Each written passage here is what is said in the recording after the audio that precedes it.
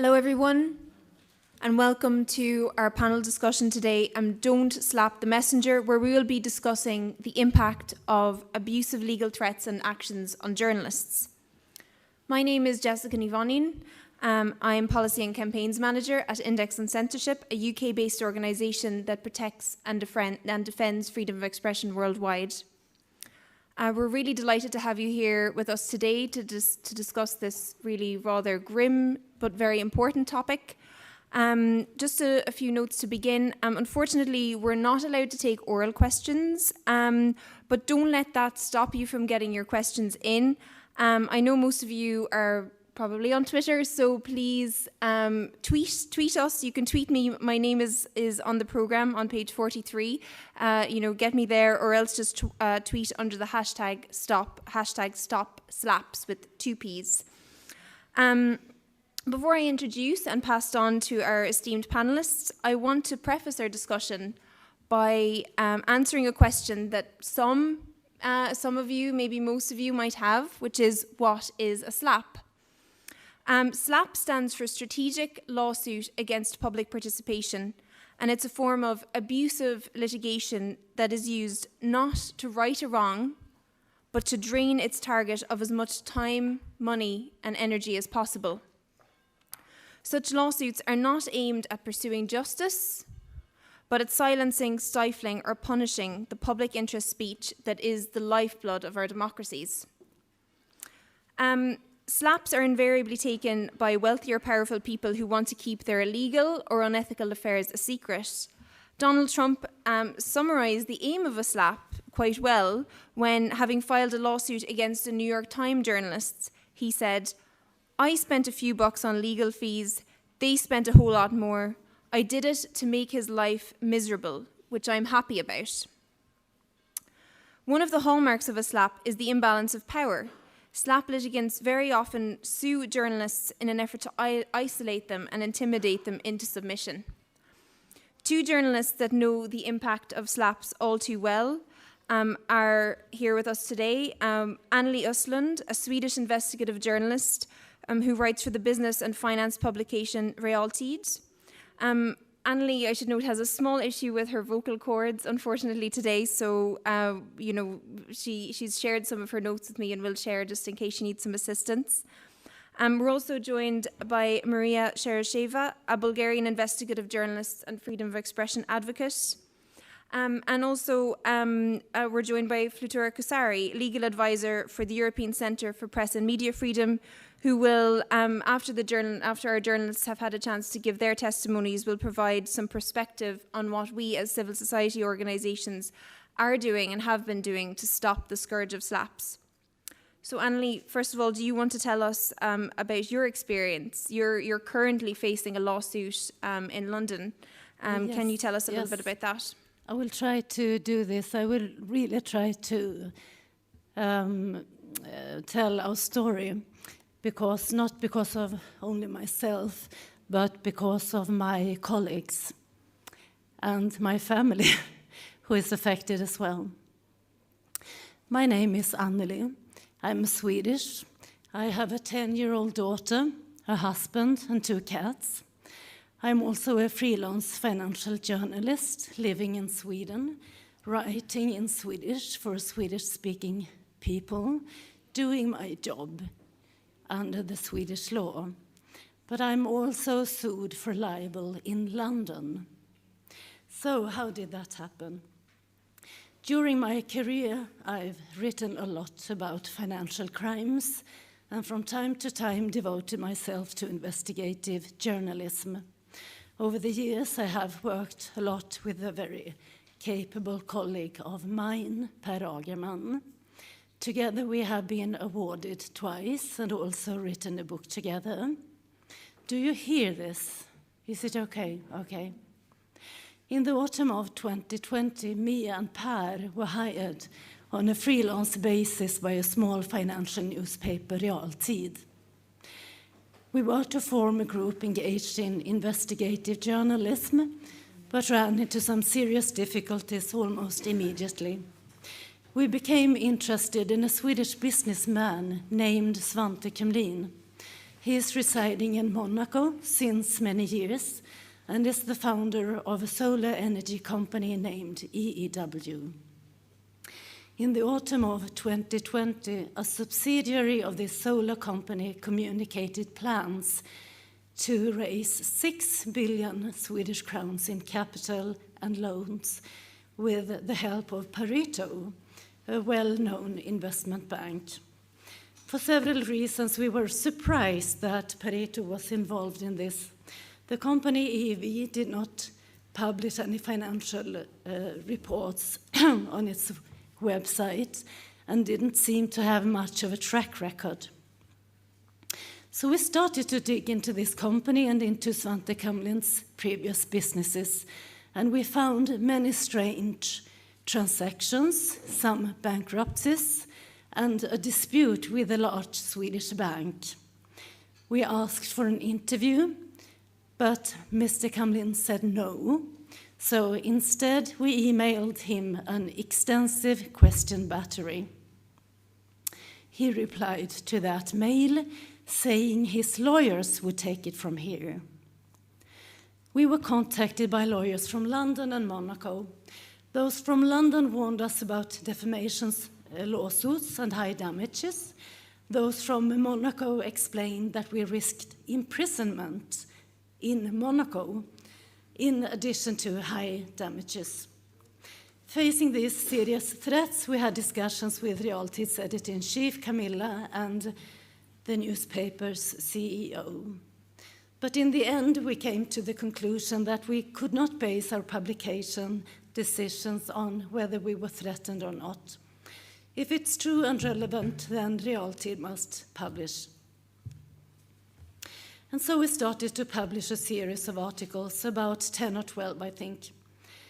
After every article, Mr. Kamlin's lawyers sent us emails saying that the article contained false information. It was often unclear what they meant was false, and they did try to clarify this either. They also stated that the articles was slanderous and that they should be unpublished. Otherwise, their client would sue us for libel. Kamlin also hired a reputable communication agency, Buchanan, that did not answer our questions either. And let me read from an email sent by partner Henry Harrison Topham. On a separate point, whilst I appreciate your journalistic tenacity, I have to say that I am not entirely sure of what you are really trying to achieve with this ongoing litany of questions. As previously outlined to you, EEW's legal team are reviewing everything that you write, so please be mindful of your output and the legal implications that will occur from any misrepresentation of EEW.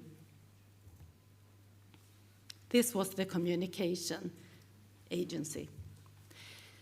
It didn't take many months until Mr. Kamlin, as well as the company EEV, sued us for defamation and demanded damages of 130 million Swedish crowns. He sued me personally, my colleague Per personally, and the editor-in-chief Camilla personally. He also sued my newspaper Realtid. And I don't know about you, but damages of 130 million crowns would at least put me into personal bankruptcy, and also the newspaper Realtid. Worth noting is that Mr. Kamlin and his company EEW is suing us in London and not in Sweden, which one might think is strange, because we are writing in Swedish for Swedish readers under the Swedish law. But for Svante Kamlin, there are a lot of advantages to suing us in London. Defending oneself in court in London is 10 times more expensive compared to Sweden. It could cost around £1 million. So just to finance lawyers and defense is extremely challenging for a small newspaper like us. We also have the fact that Swedish journalists We are not familiar with British defamation laws. We have no idea how it works. There are several differences compared to the Swedish system. And one very important difference is that in Sweden, only the responsible publisher can be held accountable for what is published.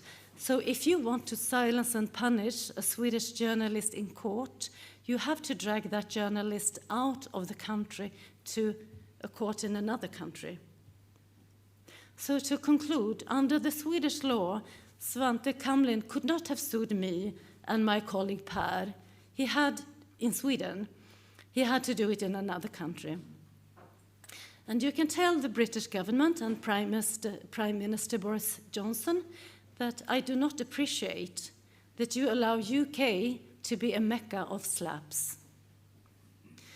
I prefer to have my articles evaluated under the Swedish law in a Swedish court, since I'm living in Sweden, writing in Swedish for the Swedish market. Now it has been almost 1.5 years since this started, and we still don't have a verdict.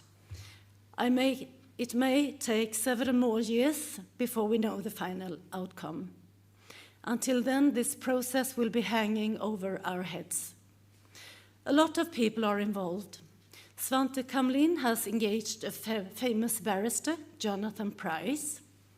Mr. Price is perhaps most famous for acting on behalf of the family of the Maltese journalist Daphne Caruana Galizia.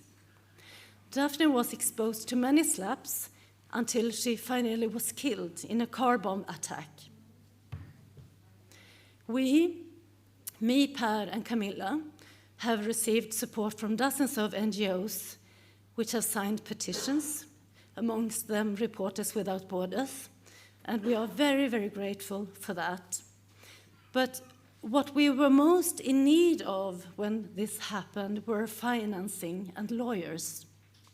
Without getting into details out of consideration of the ongoing process, we received extremely valuable help from Index on Censorship and Jessica here. She was our lifeline. We have also had such a great support from our barrister Greg Callas and solicitor Rupert Cowper-Coles. And before I finish, I have to admit that all of this would be much easier if I didn't have a husband and a 10-year-old daughter who would be affected if I went bankrupt. I often wonder what they would say if we had to get rid of our house. Thank you very much for listening.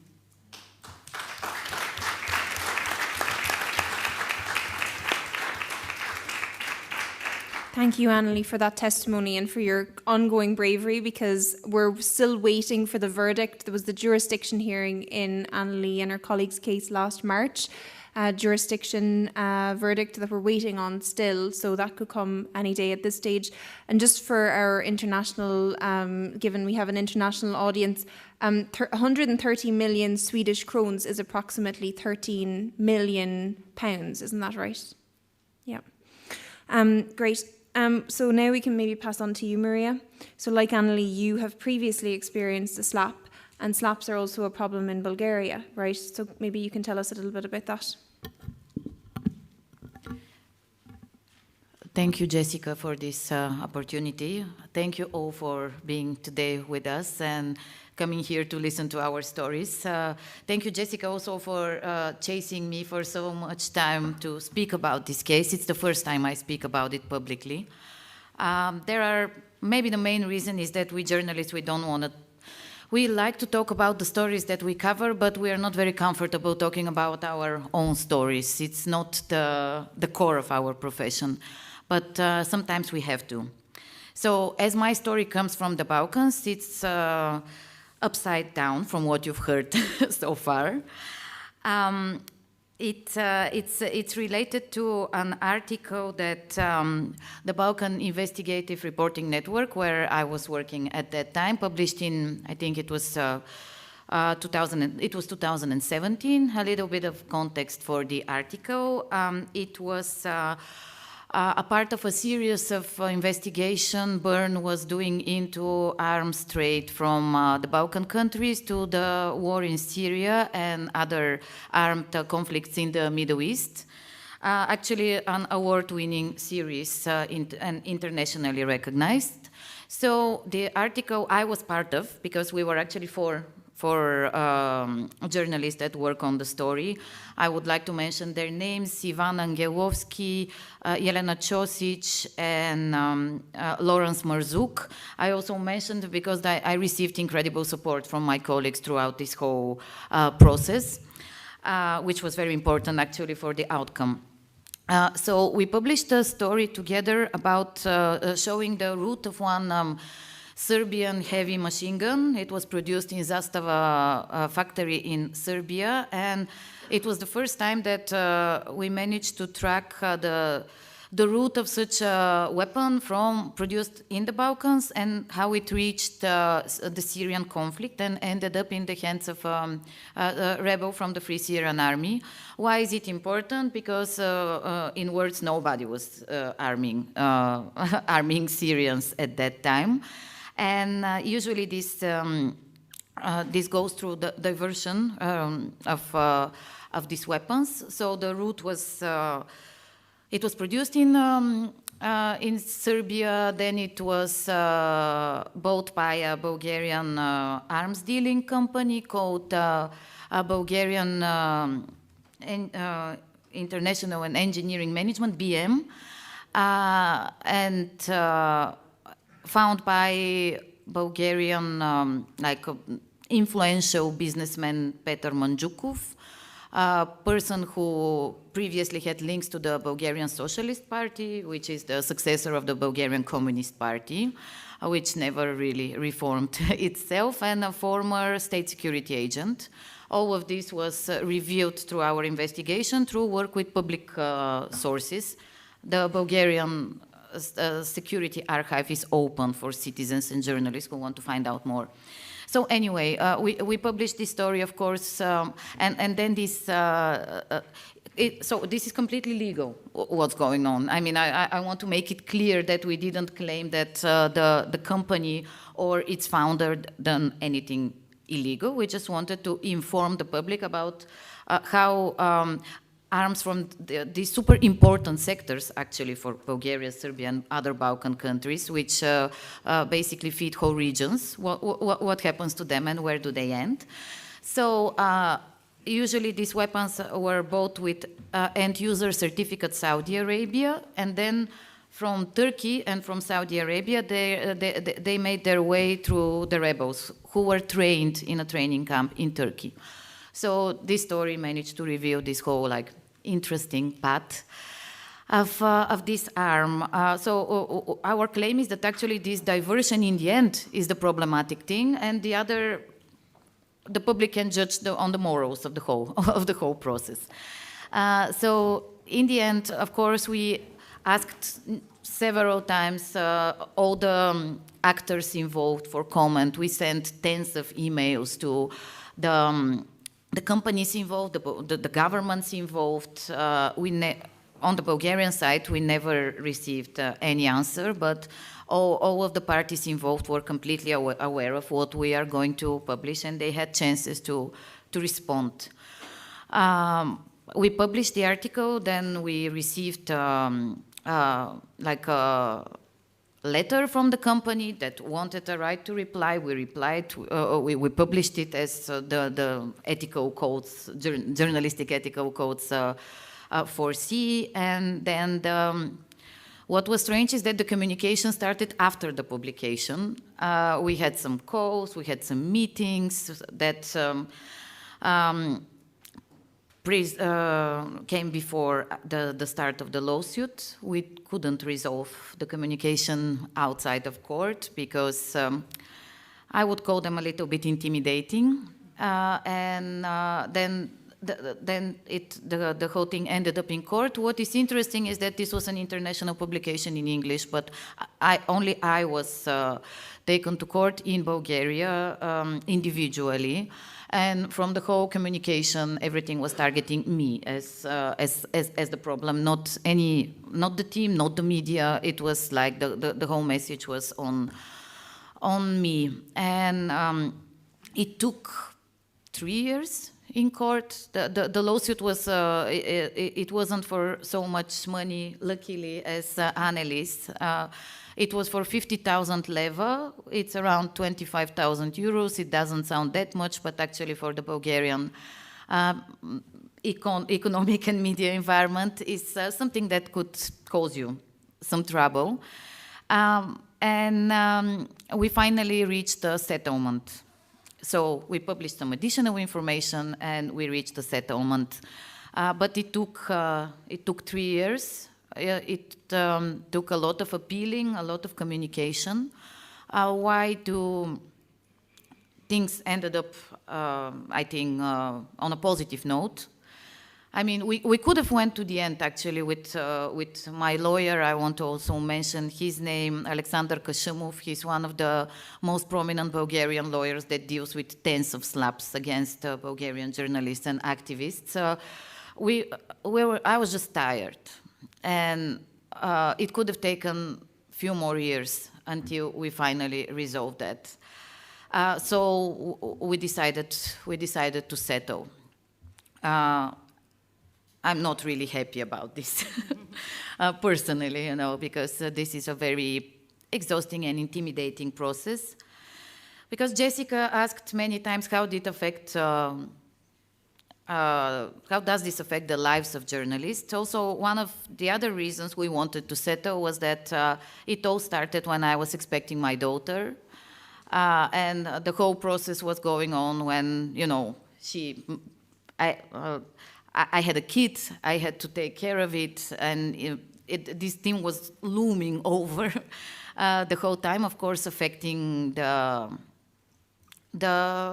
well-being of my family. But also it's time-consuming. I mean, when it drags for years, you start forgetting about what was the context. You've worked on so many things after that, plus you have your family life at the same time.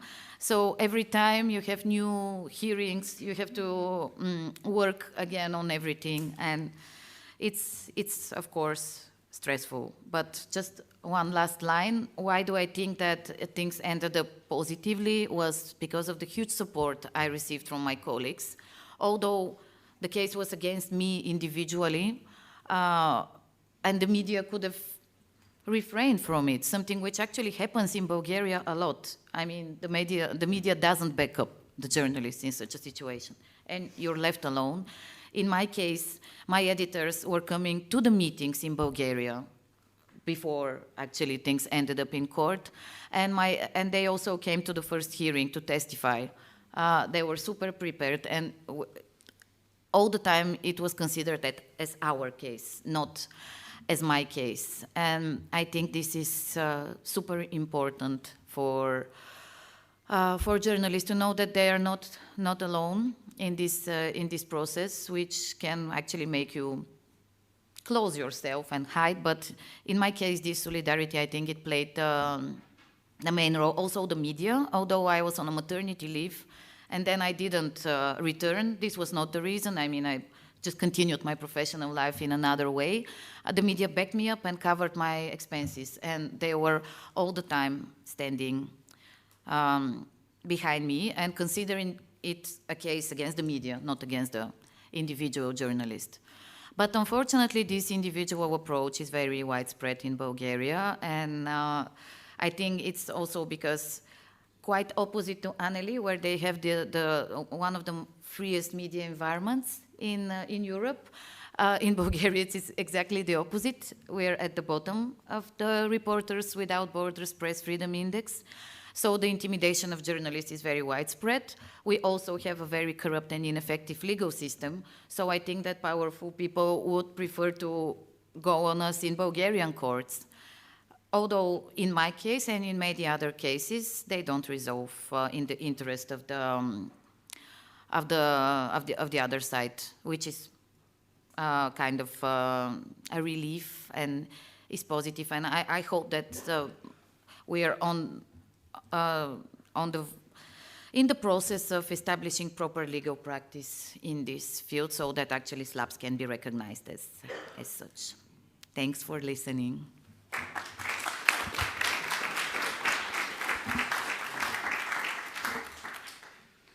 Thank you so much, Maria. And you focused, you really made clear there the isolating tactic of a SLAPP as well, the fact that it's kind of destined to isolate you, but it's so great to hear that in your case that wasn't the case, that the solidarity of journalists helped to kind of see you through, which is really important. But I think as well for those freelance journalists who are very often the investigative journalists who are affected by SLAPP, they don't have the backing of any media companies, and therefore every minute that they are forced to spend defending their case are minutes where they're not actually earning any money, right? So again, it's a reason to maybe settle or to try to finish the case early as well, which is not in the interest of media freedom and not in the interest of justice or in the interest of democracy as well, of course.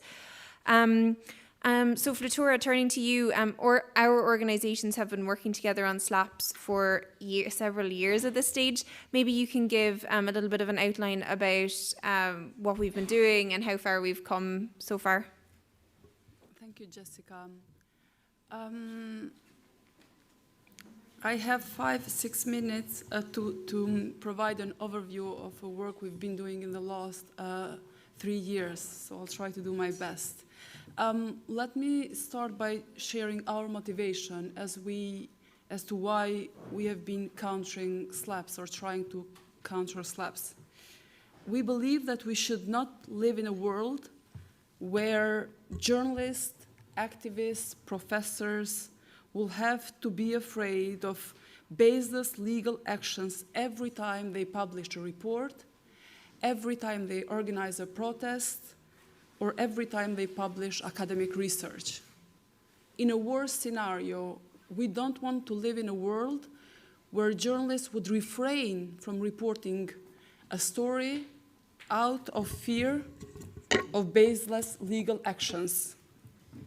If we allow this, the strategy of powerful businessmen, politicians, corporations, and their lawyers to abuse judicial systems and legislation to stop public participation would work. The good news is that we're fighting back. And by we, I mean around 100 organizations across Europe, including activists, many excellent lawyers, and good politicians. We've all joined forces, if nothing else, to create obstacles for SLAPPers. Our work has been focused on 3 main pillars. The first one is documentation of SLAPPs. The second one is advocacy. And the third one is offering practical support for SLAPP victims. It all started when Daphne Caruana Galizia was assassinated. As the information about her was emerging, we realized that she was facing around 50 active defamation lawsuits. We knew that this was a problem. What we didn't know back then, but we have more information now, is whether other journalists were facing the same legal risks. Based on the documentation that we've been doing in the last 3 years, we know we have enough evidence that this is a widespread problem across Europe. To mention a few examples, Gazeta Joborska in Poland is facing around 60 defamation lawsuits. The same is with index.hr in Croatia. We have many cases in UK. To mention one is Catherine Belton case. We also heard the case of Realkit. We have Bivol in Bulgaria facing SLAPP, EU Observer in Belgium, Time of Malta in Malta, And we have individual journalists in Kosovo, Serbia, Albania, Turkey, Bulgaria, Italy, and other countries facing SLAPPs. How do we know this? We know this because we're using two platforms, Mapping Media Freedom, which is run by ECPMF, European Center for Press and Media Freedom, and Council of Europe platform, where we register these cases. We have Jamie here from IPI, who has been documenting cases of SLAPPs in the past years. And you can find a lot of examples online if you're interested in details. We also have more information about these cases thanks to very good research, which was conducted by Index on Censorship, Article 19, we have Roberta here, and many other organizations. Now, as soon as we realized and as soon as we collected enough evidence about this problem, next step was to advocate, to ask those who are in power, those who can address SLAPPs, to do something about it. Initially, it was a conversation of around 5 people with Jessica, Matthew, Tom from CPJ, Sarah. We were discussing whether there is anything that we can do. It was a bit difficult for 2 reasons. One, as you know, most of civil society organizations are small organizations with a lot of work to do, so it was a bit difficult to dedicate a time to this. But also because 3 years ago, there was an interest from donors to support this kind of work. It sounded like something very far away, not a big problem, etc. So it was really an initiative of people who, of individuals within organizations who had the support of their organizations to do something about it. And then we had an event, ECPMF organized an event in 2019 in Brussels. We wanted to bring together around 20 people just to see whether there is appetite to discuss this topic. 100 registered, including several members from the European Parliament and other politicians. And we could immediately see that there was interest to understand the problem of SLAPPs and to see whether there are legal solutions. And then we were lucky enough to have Greenpeace International, who has a lot of experience in countering SLAPPs in US. Charlie Holt, he joined us and also managed to create first an online coalition.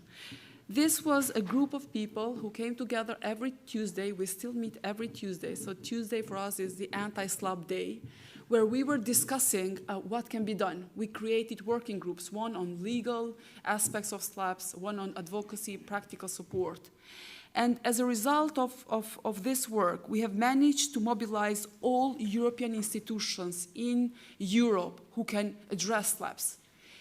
We have a report, an INI report, own initiative report by the European Parliament asking the European Commission to address SLAPPs. On 27th of April, the European Commission will publish the first legislative package on anti-SLAPP. This is thanks to Madame Vera Jourova, whom we consider a very close friend. She's been working with us, and she promised to Daphne's family that she will address SLAPPs, and she's keeping her promise. We're thankful to her and also to other politicians who have supported our call to address SLAPPs. And we have Council of Europe, which is responding to our call for addressing SLAPPs. There is an anti-SLAPP expert group with the task of providing a recommendation in 2 years. And all in all these institutions are addressing SLAPPs. This started by a very good op-ed written by Madame Dunja Mijatovic, who called for action, the Council of Europe Human Rights Commissioner. Now, all this work, of course, we were doing this on the side, discussing with each other. The group was becoming quite a large group, and then eventually we had some states responding. Lithuania government put forward a set of legislative changes in order to counter SLAPPs, and at the same time, we have different working groups in different countries. One in UK, another one in Germany, trying to address SLAPPs at national level. Jessica will tell us more about the UK developments. However, the problem was that at the same time, we had cases of SLAPPs filed against journalists. And it was simply impossible for us to say to journalists, well, wait, we're dealing with this at advocacy level, we'll get back to you in 5 or 10 years' time. They needed practical support, they needed money, and they needed solidarity. For some journalists, issuing a statement co-signed by different organizations is quite a big thing. For some other journalists, providing 2,000 euros, 1,000 euros, or 15,000 euros, like we did in several countries, was something that they needed immediately and urgently. Some journalists, they have the support of their rich and big media outlets. Some journalists are left alone. They have to go to court alone because sometimes the media outlet doesn't support them, sometimes they change jobs, and sometimes because they are freelance journalists. So they needed practical support immediately. What we did is we use a media freedom rapid response. This is the project. If you're interested for details, you have leaflets here. This is a project which is run by ECPMF, Article 19, EFJ, IPI, Obesity, and other organizations, and we provide practical support. By practical, I mean very practical support. Money to cover lawyers' fees, money if journalists need equipment, if they can't work for several months, they can have some financial support and other types of financial support.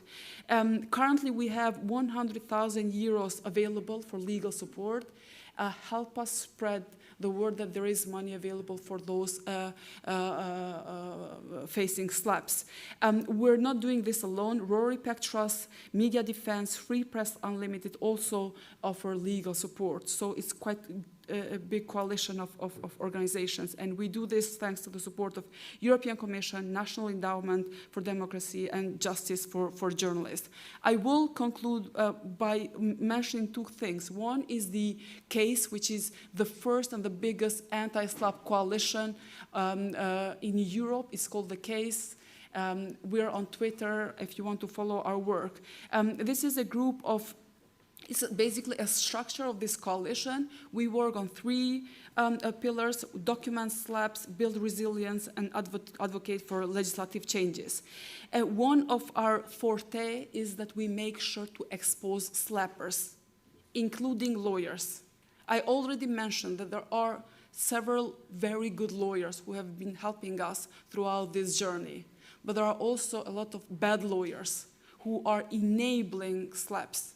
What we do is we name and shame them. And we will continue to name and shame every single bad lawyer that enables SLAPPs, because they are part of this problem, and we need to expose them. I will conclude by mentioning what are the solutions. We are looking for legislative and non-legislative solutions. To be very brief, there is a long list of requests, but to be very brief, we want the European Commission to enable judges to dismiss SLAPP lawsuits at a very early stage, so that a journalist should not have to wait for years to win his or her case. We want judges to be able to immediately deal with a SLAPP and dismiss the case as soon as possible. Currently, this is not possible because legislation is lacking. So we're calling for that. And secondly, support for SLAPP victims at national level. Yes, you have ECPMF and Rory Peck Trust helping, and FPU trusting helping journalists, but this is not enough. We cannot support every single journalist in Europe, so we need national authorities to also help on that. Thank you for your attention.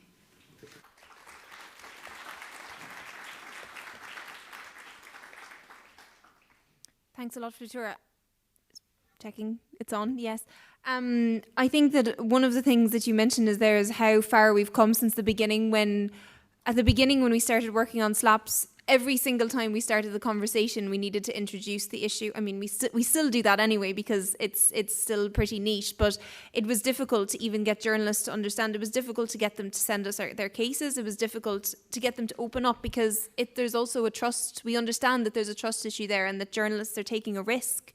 Like you, Annelies, and Marie, your case is over now, but your case is still ongoing, Annelies. And when you contacted us for now, you're taking, there's an idea among journalists that speaking out about an ongoing case isn't going to be well seen, maybe by the court. It's not going to be well seen by a judge. It's not going to do you any favours. In reality, our experience as researchers and campaigners on SLAPPs, one of the best ways to fight back is to actually kind of call the SLAPP litigants bluff, because they're doing it to silence you, but you're telling them, well, I'm not going to be silenced. And that means that their SLAPP hasn't worked, because as we say that these lawsuits aren't there to address a genuine grievance, they're there to punish and to stifle freedom of expression.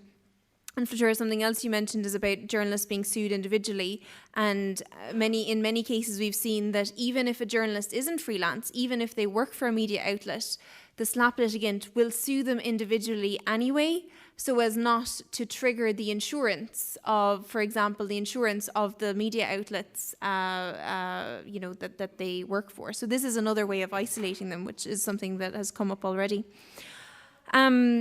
So I'm keeping an eye on questions here. That's why I'm not on my phone for any other reason than just to keep an eye on questions. So do send your question in with the hashtag #SLAPPs with 2 Ps. I'm keeping an eye out. We have one already, one question, which I'll get to. But before I do, Flúra mentioned the work that we're doing in the UK as well, that we have set up, because the UK is no longer in the EU, we have set up a separate anti-SLAPP coalition in the UK, which we feel is especially important because of the fact that the UK has been identified as the foremost country of origin for SLAPPs.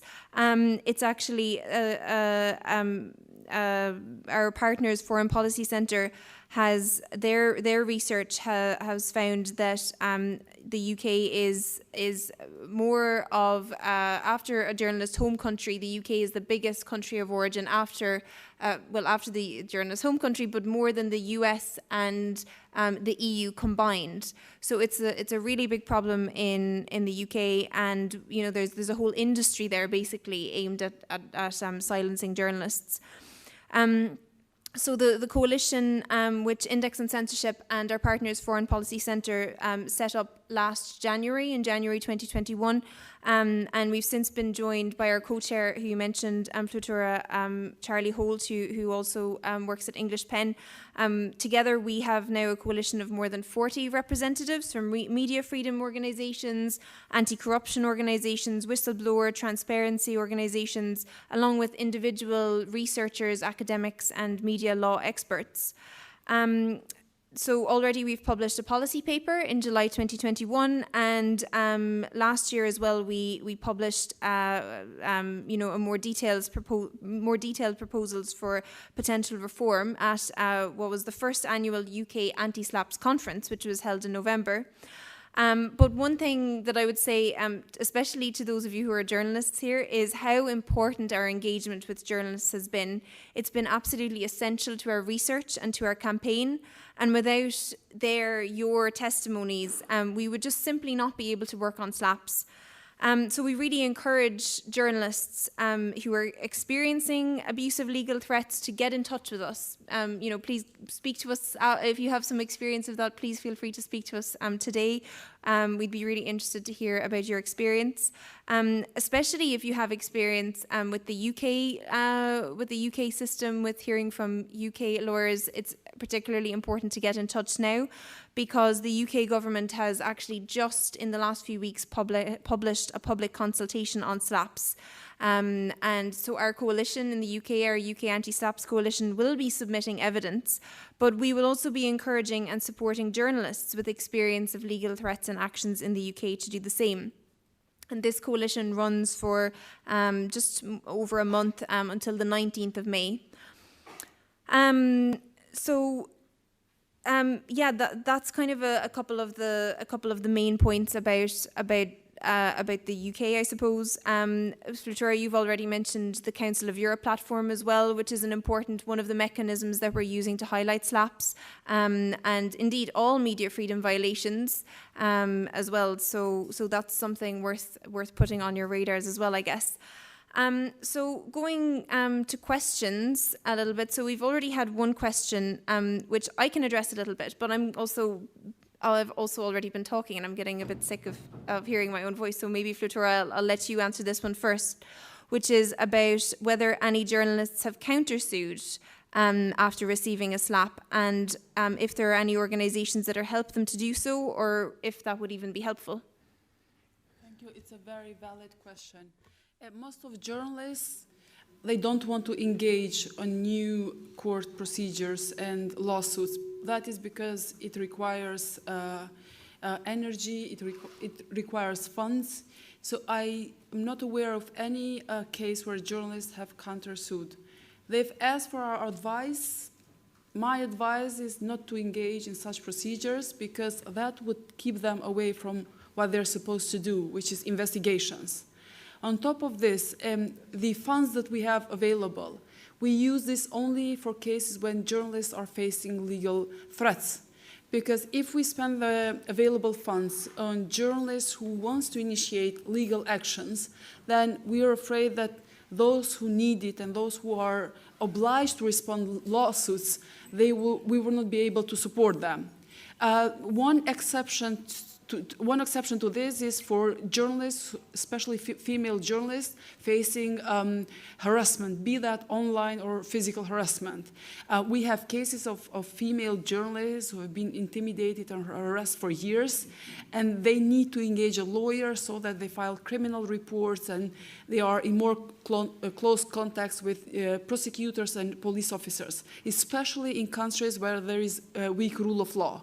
So this is one exception, but in principle, the funds available are for journalists who are facing lawsuits. And yes, I think naming and shaming all those that enable SLAPPs, I think is just enough right now.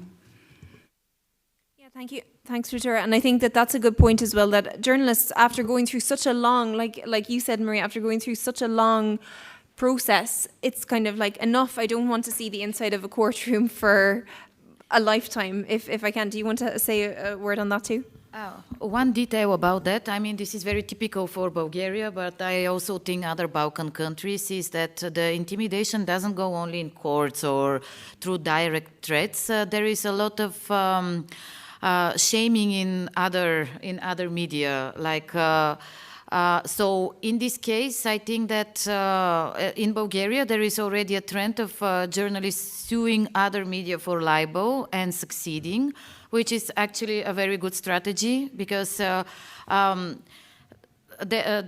are whole like these black PR campaigns against journalists, against public speakers, and this is also because of the bad media environments in these countries. So when like half of the media in the country start publishing bullshit about you, you know that it's not true, but I mean people are reading this, and you know the maxima that when a lie is repeated, I don't know, 10 times, people start believing in it. So I think that in this case, journalists themselves have to start litigations against lies and defamation. And actually, we have some breakthroughs in this practice. Although the propagandists, if I don't know if such a word exists in English. Okay, this propaganda media, they know how to do it. I mean, very often they don't make the direct claim, so it's complicated. But this is something that should not be allowed because it's part of the whole intimidation package.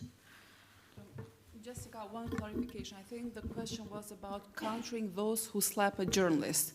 So my response was, for example, in the case of, in your case, the question was whether you would respond with a lawsuit to those who, yes. So just to clarify, whereas I do agree with you that we are seeing a lot of lawsuits against journalists, sorry, a lot of propaganda, lies, disinformation as a strategy to go after journalists, and I think that's a separate issue, and I agree with you that you need to counter those lies.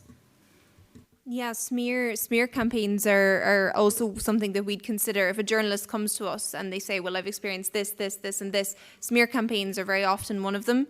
Another one are kind of extortionate costs, like in Annelies' case. There's another case worth mentioning that's ongoing still in Estonia, where 2 journalists of the national broadcaster there are facing a lawsuit from a Finnish businessman And he claims that as a result of their investigation, that he has encouraged losses of up to €1 billion. So these are, again, as we say, it's not about pursuing a genuine grievance or righting a wrong. It's about intimidating and these are individual journalists. And again, they were sued individually, even though they work for the public broadcaster. Another question that we have from the audience is about whether media organisations do enough to draw attention to individual SLAPP cases and the law firms behind them. Would some sort of Streisand effect help to reduce the likelihood of powerful people launching these lawsuits? I'll throw in my thoughts on this first, maybe before going to our panel. But I think that there's a need for we want to mobilise journalists kind of in two respects. One I mentioned already, which is actually getting them to speak to us about the legal threats they're facing and lawsuits. But secondly, actually to write about their colleagues, write about, show the solidarity that Maria was shown, to help their colleagues by writing about cases. And this is something that we're only kind of really starting to see change now, especially in the UK. We've seen more coverage of SLAPP cases, fortunately, recently. Such as, Flortura, you mentioned Catherine Belton's case, who wrote the excellent book Putin's People and who faced many lawsuits, which luckily now have been concluded. And there was quite a lot of media attention on her case. The same for Tom Burgess, a Financial Times journalist who he was sued alongside his publisher for his book HarperCollins, and then he was sued alongside the Financial Times as well for several articles he wrote, and there was some media attention on that too. But there's been much less media attention, I think it's fair to say, on your case, Annelies, and that's probably, I think at the moment, a lot of the media focus is understandably and justifiably on SLAPPs being taken again by Russian oligarchs, which is of course topical at the moment, and is a big problem. We are seeing many SLAPPs from Russian oligarchs, but not only. I mean, Russian oligarchs aren't the only ones. We're seeing, politicians and other powerful businessmen are also taking SLAPPs. So I think we do need to encourage media organisations and journalists to write about SLAPPs. Do you guys also want to say a few words about that? A couple of newspapers wrote about us for a couple of days, but I have to say that I'm a bit disappointed of the support from other newspapers and media, and I think it has to do with they see this is as something out of the ordinary. It doesn't happen in Sweden. It just happened us, and it will never happen again. It feels like they think. So, and also it was our case was very complicated. We had written 12 articles, I think, about complicated transactions, and I don't know if some thought it was, well, we might have had wrong in some ways and he was right in some ways, but I mean, we had 24 NGOs behind us saying this was SLAPP, and they had gone through it.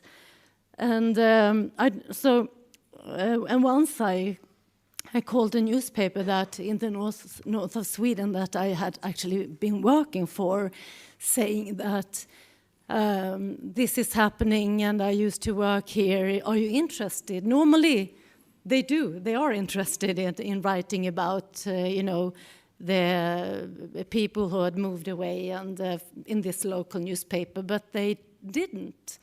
And I think in that case, they were afraid of them getting sued. I'm quite sure about that. So they did not write about us, and another newspaper where both me and my colleague Camilla has been working on, did not either mention it. So a little bit, I feel disappointed. I do, because this can happen to them. But at the same time, I guess, does anybody click on this article if I write it? I guess that's the top of a journalist's mind often. Yeah, and the term SLAPP can kind of be a bit can kind of seem a bit jargony. Lots of people don't like it. Lots of journalists don't like it. They think it's people aren't going to get it. They're not going to understand. And to some extent, we also don't like it. Is that fair to say, Flutura? We have had big discussions about whether, because SLAPP has been imported, it's a term imported from the US, basically, identified by two academics there in the 1980s, and we've kind of adopted it as like the least worst term, but it can be a bit off-putting. Now we have only 6 minutes left, so we need to finish at 1 sharp. But we have one last question from someone in the audience saying about whether their question is about potentially taking a human rights case, calling directly for countries to have anti-SLAPP laws, by arguing, for example, that it's a failure arguing that the failure to have such a law is a breach of the human right to freedom of expression. So actually, just on this, a colleague of mine pointed out this morning that only on the 15th of March, the European Court of Human Rights actually referred to SLAPP for the first time, which is encouraging. And we are, as we mentioned, we are working on getting anti-SLAPP laws over the line at the moment. Flutura, do you want to say, as our legal expert on the panel, do you want to say a few words about this?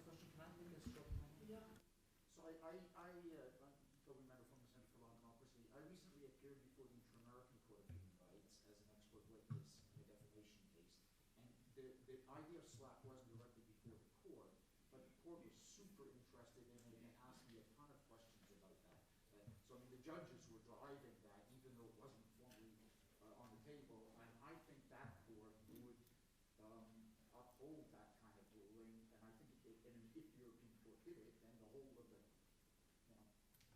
48 countries or whatever it is would be required to adopt those laws. So it would be a huge thing.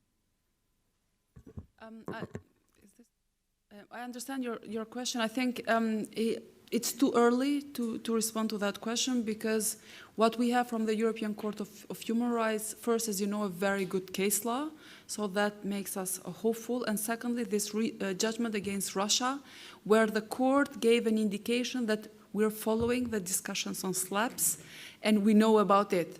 And we kind of celebrated that judgment for weeks, because it's a very good signal. I think a good start is, as soon as we have the first EU directive, which will be on 27th of April, and a recommendation from the European Commission, to put pressure on our national governments so that this legislation is implemented at national level. I think that would be a good start, because we've seen with the directive on protection of whistleblowers that some countries have progressed in transposing the legislation, some they have not been that responsive. So I think that would be the first step. And then lastly, I think we should all keep an eye, and we have Article 19 here specialized on third-party interventions.